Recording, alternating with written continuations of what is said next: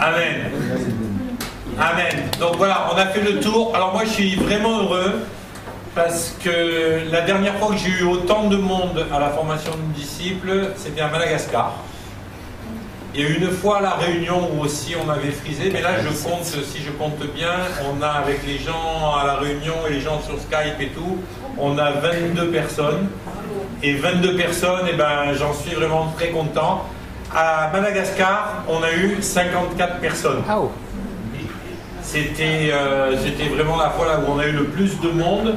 Mais ici, vraiment, c'est la première fois. Donc la première année, on était 8. La deuxième année, on était 9. L'année dernière, on était 5. Et ben, cette année, 22 personnes. Moi, je suis vraiment touché parce que c'est à l'image de ce que l'on vit dans l'Église en ce moment. C'est-à-dire, en ce moment, dans l'Église, qu'est-ce qui se passe? Eh ben, on voit Dieu agir et on voit des conversions. Et ce que je veux vous faire remarquer, à travers tous ces brefs témoignages, c'est qu'il y a des gens qui sont convertis depuis 10 ans, 15 ans, 20 ans. Il y a des gens qui sont baptisés depuis quelques semaines. Allez, on va dire quelques mois, puisque c'était 29 juillet, ça fait 3 mois. Et puis, il y a des gens qui ont fait des écoles bibliques. Et puis, il y a des gens qui ont déjà fait la formation l'année dernière et qui sont là de nouveau. Et puis, il y a des gens complètement différents. Ce que je veux dire par là, c'est que cette formation, ce n'est pas une formation de jeunes convertis. Ce n'est pas une formation légère. C'est une formation pour des gens qui veulent servir Dieu. Et pourquoi ils veulent servir Dieu, ces gens? Pourquoi ils veulent se former? Pourquoi est-ce que vous êtes venus ce soir, ici? Pourquoi il y a, avec 2 heures de décalage horaire, on a notre ami du port à la Réunion, Emmanuel, qui a aujourd'hui juste un téléphone pour être avec nous? Ben, tout simplement parce qu'il y a un désir d'être de vrais disciples. Et c'est pour ça que cette formation, ça s'appelle une formation de disciples.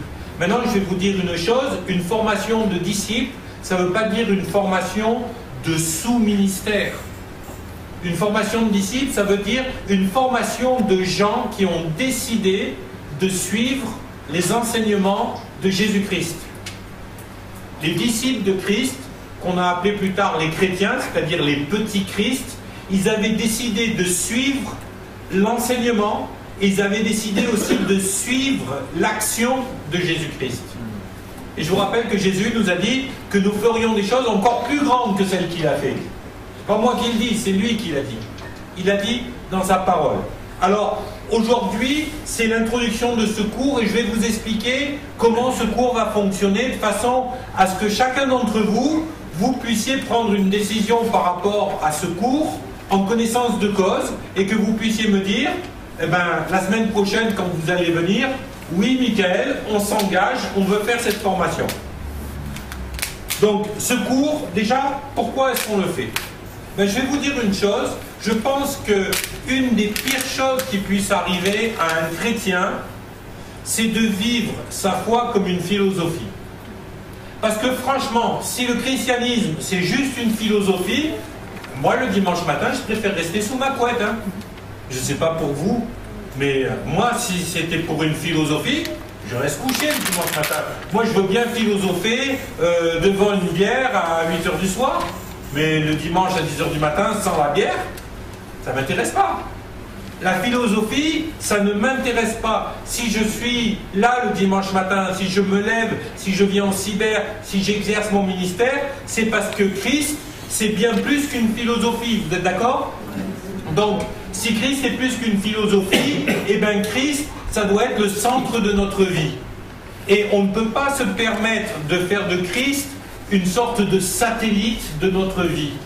Et vous verrez que beaucoup de gens dans ce monde, hein, qui se disent chrétiens, qui pensent être chrétiens, qui le sont parfois, eh bien, l'aspect spirituel de leur vie, c'est comme une sorte de satellite qui tourne autour du point central de leur vie, qui est eux-mêmes.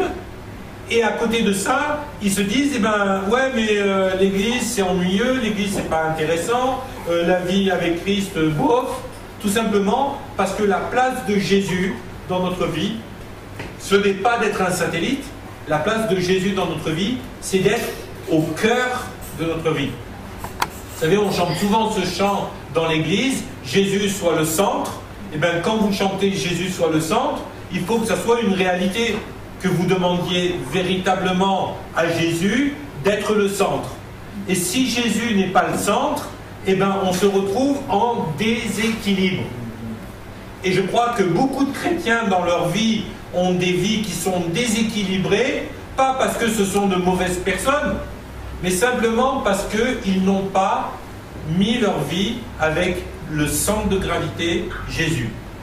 Donc, la première chose de cette formation de disciples, c'est qu'on va gratter, on va plonger dans la parole de Dieu, on va scruter les Écritures, on va y aller en profondeur, de façon à ce que chacun d'entre nous, qu'on devienne des théologiens, parce que le but, ce n'est pas d'être un théologien, mais que chacun d'entre nous, nous puissions être tellement ancrés dans la parole de Dieu que notre vie, elle ne va plus commencer à naviguer à tous côtés, à tout vent de doctrine, comme dit la Bible, mais que nous allons être centrés, affermis en Christ. Amen. Donc ça, c'est la première raison pour faire cette formation. On fait une formation pour être ancré en Christ. La deuxième raison pour faire cette formation, ça va être quoi? Eh bien, la deuxième raison, ça va être de se mettre à servir Dieu.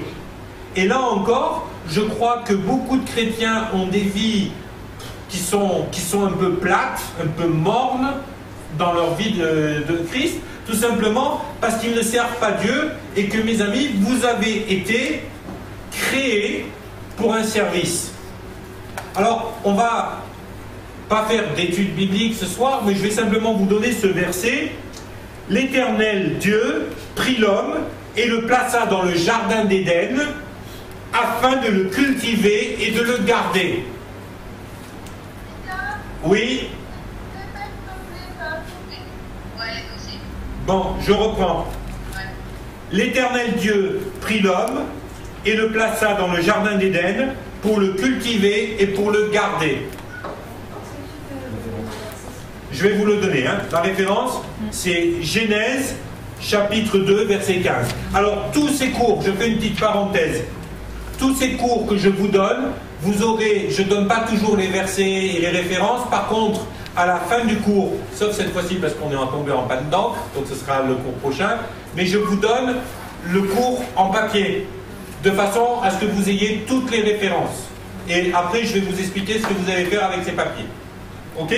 Donc, pour en revenir à ce verset, on s'aperçoit que Dieu, avant la chute, avant le péché, il a pris l'homme, il a pris l'humanité, il a pris l'être humain et il a mis dans le jardin d'Éden, mais il n'a pas mis comme au Club Med pour se reposer. L'homme, il n'était pas dans son transat, amenez-moi un cocktail. Non, il a mis dans le jardin afin que l'homme puisse cultiver le jardin et puisse le garder.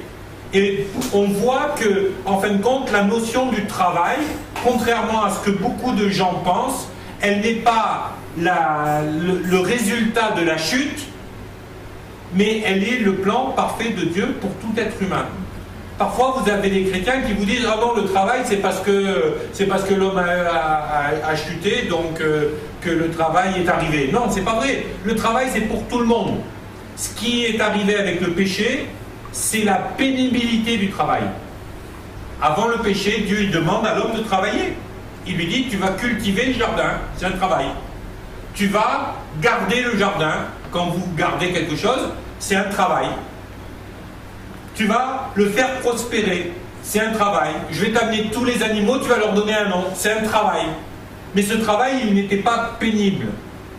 Ensuite est arrivé le péché, et là Dieu dit, eh bien maintenant, ton pain, tu vas la gagner à la sueur de ton front, la terre, elle sera aride, et ça deviendra difficile. Et il va dire à la femme, et toi, je vais multiplier les douleurs de ton enfantement. Autrement dit, la pénibilité est le résultat du péché, mais le travail en soi, c'est une bonne chose. Et moi, franchement, quand je vois des chrétiens qui ne sont pas engagés dans un travail, entre guillemets, ou un service, ou pour reprendre le mot biblique, un ministère, puisque ministère, ça veut dire service, quand je vois les chrétiens qui ne sont pas engagés dans un service pour Dieu, eh bien je me dis, ils loupent l'essentiel de leur vie. Alors un service pour Dieu, bien sûr, ça ne veut pas dire qu'on ne va pas tous se retrouver pasteurs, tous se retrouver évangélistes, tous se retrouver à travailler au cybercafé. Je n'ai pas les moyens de vous payer tous. Mais un service pour Dieu, ça peut être plein de choses. Et un travail, même séculier, ça peut être un service pour Dieu. Je prends un exemple tout simple. Irène, elle travaille dans une mairie et elle est au contact du public. Et puis elle a des collègues de travail. Et puis elle a des amis, des connaissances. Elle a tout ça. Comment est-ce que Corinne a entendu parler de l'évangile? Parce que Irène a été touchée par Dieu, a parlé avec son fils de Corinne et hop, ça a été quoi? Ça a été un service qu'elle a rendu au royaume de Dieu. Amen. Donc vous voyez qu'on ne peut pas dire que le travail séculier, ce n'est pas un bon plan pour servir Dieu. On peut servir Dieu dans un travail séculier. Si on est appelé dans un travail séculier, on peut servir Dieu dans un ministère entre guillemets à plein temps. Si on est appelé à un ministère à plein temps, on peut servir Dieu dans quelque chose qui est entre les deux, ce que fait Christopher au niveau du cybercafé. L'aider, c'est de se dire, tout ce que je le fais avec comme point de mire et comme perspective le royaume de Dieu. Amen. Donc, le royaume de Dieu. Ensuite, je vais vous donner un deuxième verset, c'est dans Deutéronome chapitre 10, verset 12, et il est dit, « Maintenant Israël, que demande de toi l'Éternel ton Dieu ?» Une question intéressante.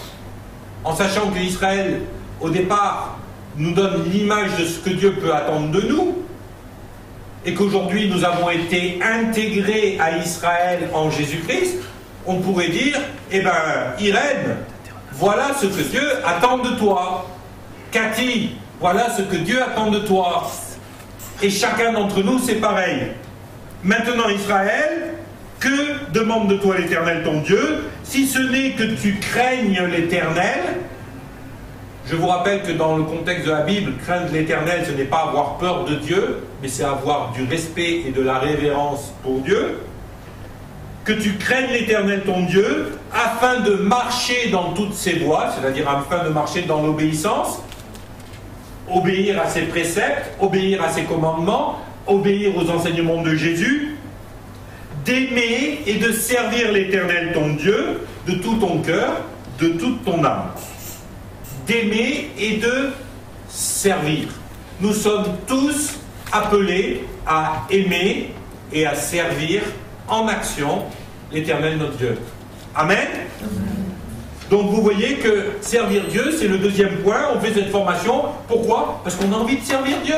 Que ce soit Gwenaëlle quand elle sera infirmière, que ce soit Irène à la mairie ou Corinne à la mairie, que ce soit l'autre Corinne quand elle me coupe les cheveux, que ce soit Nathan dans un ministère à plein temps, quel que soit le domaine dans lequel vous êtes appelé à servir, faites-le avec comme objectif de faire avancer le royaume de Dieu. Et vous allez voir que la vie de chrétien, à partir de là, ça devient quelque chose d'éclatant.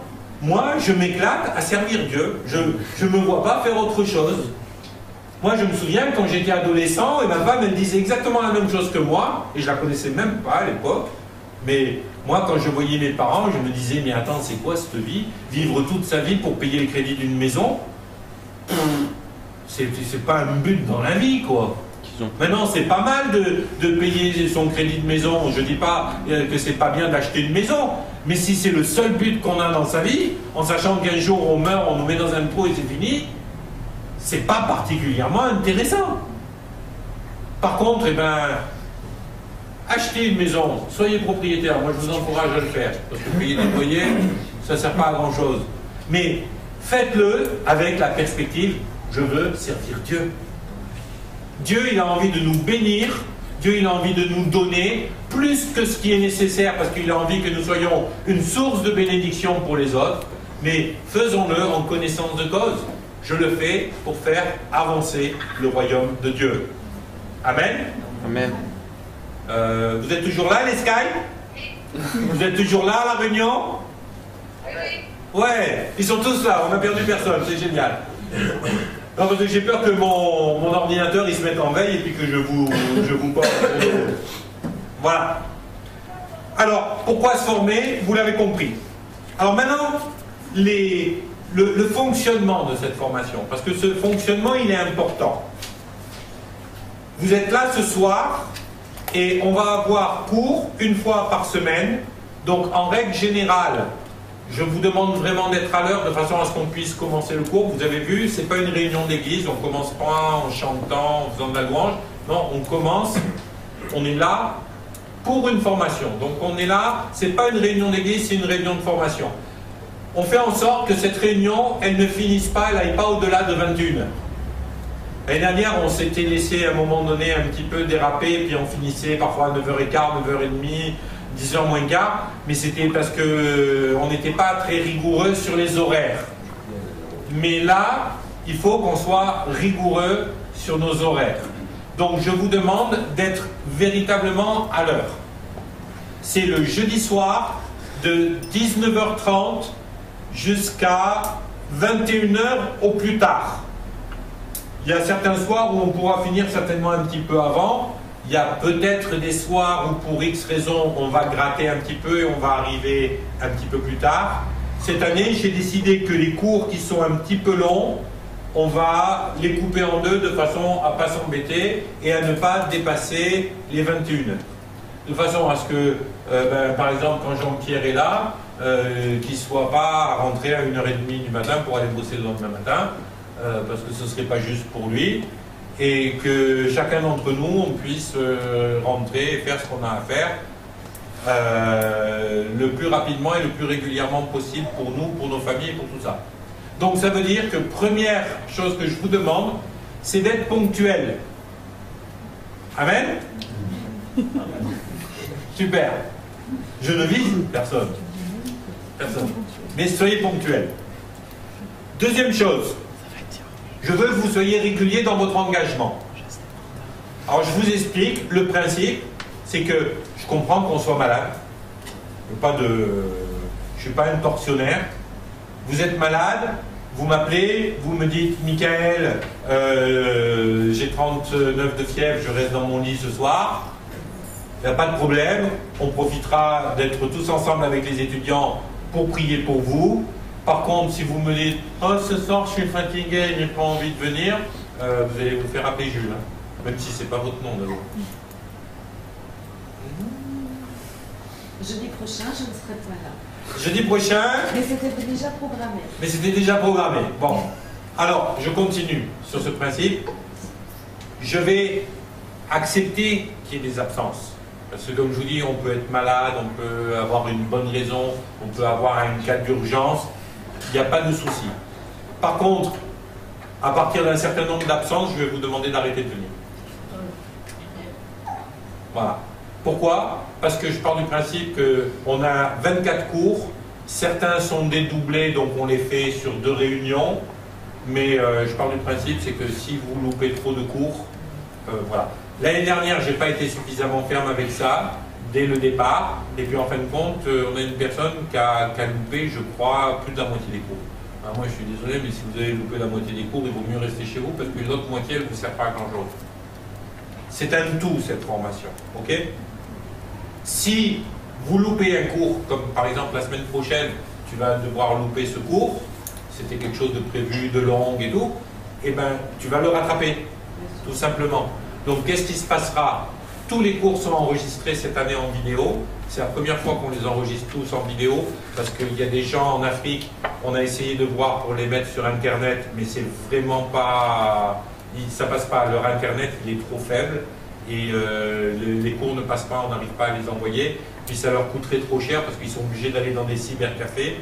Donc on a en particulier un pasteur à Abidjan qui fait ses cours, qui veut faire ses cours. On a 2 pasteurs à Abidjan qui veulent faire ses cours et qui veulent les utiliser en même temps pour leur congrégation.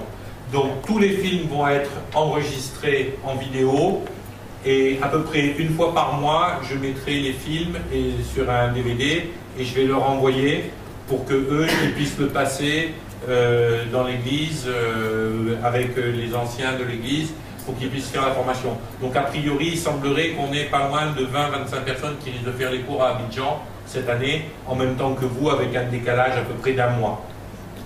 Donc il vous manque un cours, vous avez dû vous absenter pour une raison valable, vous étiez malade, vous aviez un rendez-vous important, c'est important, voilà. Maintenant, à côté de ça, moi je vous suggère un truc, par exemple, eh ben, vous ne prenez pas de rendez-vous le jeudi soir, quoi. Le jeudi soir, vous savez que pendant une année, à part pendant les vacances scolaires où on vous donne vacances à vous aussi, et bien pendant une année, votre jeudi soir, vous savez qu'il est là pour ça. Alors, bien sûr que, je vais vous le dire franchement, hein, le diable, un jour, il va venir vous dire « Ah non, on n'y va pas, c'est pas grave » et tout ça. Vous êtes en droit de l'écouter. Bien sûr que, peut-être qu'à un moment donné, vous allez dire « Oh, mais j'ai un truc super important pour le royaume de Dieu à faire ce jeudi. » Ben, il y a de fortes chances que ce soit aussi le diable qui vous parle. Parce que Dieu, il n'est pas fou. Il ne va pas vous donner un truc super important pour le royaume de Dieu, alors que vous êtes en train de vous former à la formation. Vous savez, j'ai une bonne nouvelle pour vous, Dieu, il n'est pas bête. Ça tombe bien, hein? Ok? Donc, dites-vous une chose, le jeudi soir, vous vous le réservez. Et après, ben, quand il y a un accident de parcours, la santé, un problème ou quoi que ce soit, eh ben, ça se comprend. Mais par contre, chose impérative, vous rattrapez le cours. C'est-à-dire que vous allez choper le cours en vidéo, vous allez venir me le demander, et vous allez voir qu'à la fin des cours, il y a des devoirs à faire. Vous faites les devoirs, même si vous avez loupé le cours, vous me faites les devoirs, et vous me les renvoyez par email. Oh là là, quand j'ai dit devoir, il y en a, ils sont devenus tout rouges. Ok, on continue. Alors, les buts généraux de notre formation, c'est quoi? 1. De susciter ou d'approfondir dans le cœur de chacun d'entre vous une mentalité nouvelle. Une mentalité qui sera propre à enfanter le réveil. Donc, si vous avez une mentalité propre à enfanter le réveil, qu'est-ce qui va se passer? Vous allez enfanter le réveil. Mes amis, il y en a marre de prier pour demander à Dieu d'envoyer le réveil, alors que le réveil, Dieu il vous l'a déjà envoyé il y a 2000 ans, le jour où il a envoyé le Saint-Esprit. Donc, ce qu'il nous faut aujourd'hui, c'est d'avoir une mentalité qui soit apte à nous libérer et à nous permettre de libérer l'onction de Dieu, et c'est ça le réveil, quand on libère l'onction de Dieu. Deuxième chose, de vous aider chacun à discerner l'appel de Dieu dans votre vie. Pourquoi? Eh bien, mes amis, parce qu'à travers ces cours, à travers les devoirs, à travers les exercices, à travers votre vie de prière et votre vie spirituelle qui va forcément augmenter dans cette démarche, qu'est-ce qui va se passer? Eh bien, vous allez entendre de plus en plus Dieu vous parler.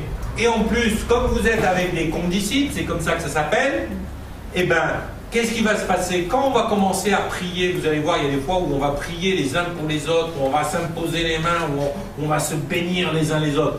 Qu'est-ce qui va se passer à ce moment-là? Les paroles prophétiques vont fuser et vous allez avoir matière à analyser l'appel de Dieu dans votre vie et à le comprendre et à le concrétiser et à le confirmer dans votre vie.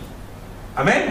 Donc, deuxième but fondamental de ce cours, c'est de vous aider à discerner l'appel de Dieu dans votre vie. Mais discerner l'appel de Dieu, c'est bien. Faut-il encore être équipé pour entrer dans cet appel? Troisième but, c'est de vous équiper. Vous vous souvenez, Paul, qu'est-ce qu'il dit? Ranime les dons que tu as reçus par l'imposition des mains. Hey, les dons, ils ne sont pas arrivés tout seuls. Ils sont arrivés dans la communauté. Ils sont arrivés quand on était ensemble à chercher la face de Dieu. Et l'idée, c'est de vous équiper les uns et les autres en fonction de votre appel, en fonction de ce que Dieu a prévu pour vous. Il vous a donné des dons, des talents qui sont là, à l'état de semence dans votre vie. Et le but, ici, c'est de faire ressortir ces dons afin que vous puissiez les utiliser. Donc, vous équiper en vue d'entrer dans cet appel. Ensuite, l'autre but, le quatrième but, qui est aussi un but fondamental, c'est de faire de vous des hommes et des femmes qui vont être aptes à enfanter d'autres disciples. Regardez, je vous prends l'exemple, il n'est pas là ce soir, mais regardez Christopher. Il est arrivé, jeune converti, il a fait la formation de ministère et la formation de disciple en même temps, il est arrivé comme ça, mais qu'est-ce qu'il a fait depuis? Ben, il a fait des disciples. Rémi, qui c'est qui t'a parlé de Jésus? Nathalie, qui c'est qui t'a parlé de Jésus? Corinne, qui c'est qui t'a parlé de Jésus? Irène, la maman de Christopher, qui c'est qui t'a parlé de Jésus? Ok? Ce que je veux dire là, c'est pas que je veuille l'encenser, mais ce que je veux dire là, il a fait des disciples. L'évangile a eu un impact dans sa vie, mais il n'a pas attendu 10 ans de conversion pour commencer à aller prêcher l'évangile. Non, il y est allé tout de suite. Et on continue à l'encourager à le faire. Et le résultat, c'est qu'autour de cette table, aujourd'hui, il y a au moins 4 personnes qui sont arrivées à Christ par l'intermédiaire de Christopher. Et ces 4 personnes qui sont arrivées à Christ par l'intermédiaire de Christopher, eh ben, elles sont en train de se former pour être à leur tour capables d'enfanter d'autres disciples. Eh ben, moi, je trouve ça glorieux. Amen. Amen. Voilà. Enfin, le désir d'approfondir la parole de Dieu est important. Pourquoi? Parce que la Bible nous dit que ta parole est une lampe à mes pieds et une lumière sur mon sentier. Si on n'a pas envie de trébucher sur le sentier, qu'on n'a pas envie de se tromper de route, eh ben, à un moment donné, c'est bien d'avoir une lampe à ses pieds. Ok? On veut mettre la lumière. Et c'est important, pourquoi? Parce que si on n'a pas de lumière pour nous éclairer, eh ben on va à l'aveugle, et quand on va à l'aveugle, on se plante, on se trompe. On a besoin d'être conduit. Donc la parole de Dieu, c'est une lumière, une lampe à nos pieds qui nous permet d'avancer sur la route que Dieu trace devant nous. Et ça, c'est particulièrement important. Si vous savez le nombre de chrétiens qui viennent et qui se retrouvent parfois complètement défaits et démontés à cause des mensonges du diable, tout simplement parce qu'ils ne connaissent pas la parole de Dieu et qu'ils n'arrivent pas à baser leur foi sur la parole de Dieu. Ben, mes amis, théoriquement, à la fin de cette année scolaire, vous allez avoir une connaissance de la parole de Dieu que très peu de gens ont. Et moi, je connais des gens qui sont chrétiens parfois depuis 20 ans et qui n'auront pas la connaissance que vous aurez à la fin de cette année. Pourquoi? Parce qu'ils ne se sont pas donné la peine d'étudier la parole. Dieu a dit à Josué que ma parole, que ce livre de la loi ne s'éloigne pas de ta bouche. Médite-le, rumine-le. Et c'est important pour nous d'apprendre à ruminer la parole de Dieu, à la décortiquer et à la comprendre. Amen. Amen.